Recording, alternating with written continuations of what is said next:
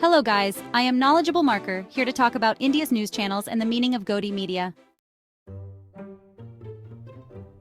After 2014, India became familiar with the phenomenon of the Godi Media, a phrase coined by the Magsaysay award-winning journalist Ravish Kumar. It refers to the media in the lap of the Prime Minister, whose name rhymes with Godi. In his book of a few decades ago, American scholar Noam Chomsky wrote that the media in democratic nations was not really independent and did not do the task of informing the public, particularly about the overreach of the state. Instead, it engaged in what he called manufacturing consent in favor of the government and business interests. He said the mass media are ideological institutions carrying out propaganda by reliance on market forces, self-censorship, and without overt coercion through a particular model. The defining aspects of such a model were the following. First, that the media was owned by corporate interests.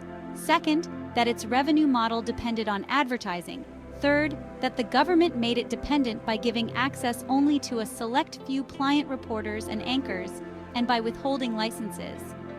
Fourth, that this compromised and pliant media marginalized dissent and attacked the political opposition, acting as a government mouthpiece. And fifth, it created boogeyman distractions that took attention away from real issues.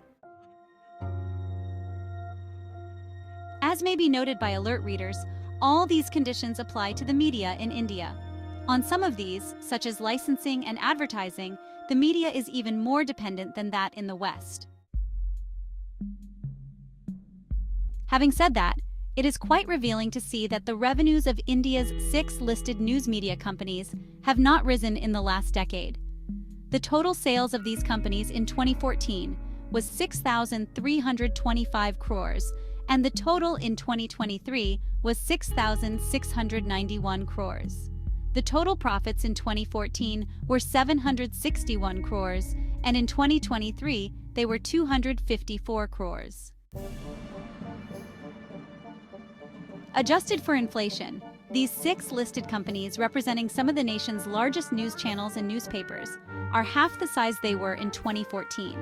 So the question really is, why is the Godi Media acting against its own interests? They have not only made no money or benefited in their business, but actually shrunk. There are several reasons that are obvious. 2 of them are that the nature of the media has changed in the last 20 years. Online advertising has taken a large share, and most of this is money that goes to 2 companies, Google and Facebook. The other reason is that the economy has not been in good shape, particularly the part of it related to consumption. Neither of these is disputable. However, I felt that to understand what was going on, I spoke to people in the channels. I asked them 4 questions. What incentives are there for channels to back the government and attack the opposition? To what extent are news channel operations dependent on advertising and other favors from the government? Do ratings generally indicate audience preference for content that is communally polarizing over that which might be conventional news? Do ratings indicate audience preference for journalism that bolsters and justifies the government? The answers I got were interesting. To the first 2 questions, the replies were that if there were ways to make money, media would find a way to do so with a taller spine, and that political pressure is not the #1 cause. It is the broken revenue model. The broken model refers to the shrinking of media revenues that we have seen. Another reply was that revenue from the government has become dependency to a large extent given falling revenues overall, and so one could not antagonize the hand that was feeding one. Another reason was that large parts of the media were now owned by magnates like Gautam Adani and Mukesh Ambani, for whom the media was a side business and served a larger purpose. On the second set of questions related to content, they said that there was no evidence to suggest that divisive or communal material received more TRP ratings compared to other stories, but material that was polarizing did not lead to any dip in viewership, meaning that it was acceptable to the audience. Sometimes, however, what was in the news at the moment received pickup when it was broadcast as hate speech. For instance, when the government associated Muslims with the COVID-19 pandemic, it triggered a slew of coverage that alleged Muslims were deliberately spreading the coronavirus. They also said that the overt majoritarianism under Narendra Modi has produced a condition where existent bigotry is given a platform to be amplified, as many channels now show. Interestingly, there was no evidence to show that supporting the government and attacking the opposition produced higher viewership or was popular, so there was another motive for doing so. This was the feedback that I was given when I asked what people inside why the Godi Media was doing what it was doing, and I hope it helps readers understand the phenomenon a little more.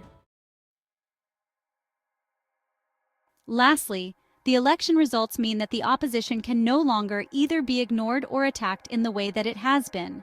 For this reason, it will be interesting to see how it behaves from here on and whether there is any change in its behavior.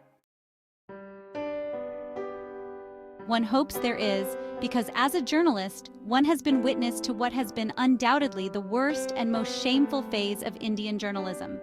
It is a phase that we need to put behind us for the betterment of our democracy, our politics, and our society. So guys, if you like the video, please subscribe Knowledgeable Marker and don't forget to hit the bell icon and share by Cardana.